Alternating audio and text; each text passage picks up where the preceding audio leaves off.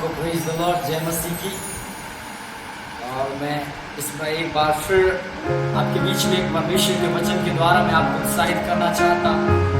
दूसरा कुरिन्थियों की पुस्तक उसके 3 अध्याय उसके 17 पद में इस प्रकार लिखा है कि प्रभु तो आत्मा है और जहाँ कहीं प्रभु की आत्मा है वहाँ स्वतंत्रता है। प्रियो, इस आज के ये वचन के द्वारा जो मैं आपको ये बताना चाहता हूँ, हम जिस परमेश्वर की आप और मैं आराधना करते हैं, परमेश्वर के वचन लिखा है वह परमेश्वर की आत्मा है। और हम जब जानते हैं, बाइबल लिखा है जब हम प्रभु के साथ संगति करते हैं तो बाइबल लिखा है उसके साथ एक आत्मा हो जाते हैं।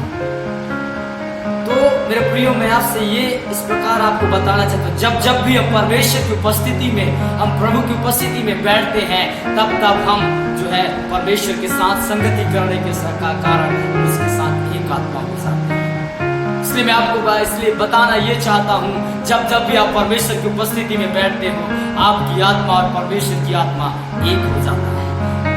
तो मैं आपको ये बताना चाहता हूँ कि आपको परमेश्वर की आत्मा ने, जो प्रभु ने आपको एक आत्मा दिया है, आप परमेश्वर की आत्मा और आपका आत्मा एक हो जाता है। और जब आपका आत्मा और परमेश्वर का आत्मा एक होता है, बाइबल में लिखा है आप परमेश्वर की उपस्थिति में जुड़ जाते हैं। इसलिए मैं आपको उत्साहित ये करना चाहता हूँ, आप इन दिनों में आप परमेश्वर की संगति में बढ़िए। जब भी आप परमेश्वर की संगति में बढ़ेंगे, तब आप परमेश्वर के साथ अपने रिश्ता को घनिष्ठ करते जाएंगे। और बाइबल में लिखा है जहाँ परमेश्वर की आत्मा है वहाँ स्वतंत्रता है। मैं आपको कहना चाहता हूँ, आप परमेश्वर के मंदिर हैं, आप में परमेश्वर की आत्मा वास करता है।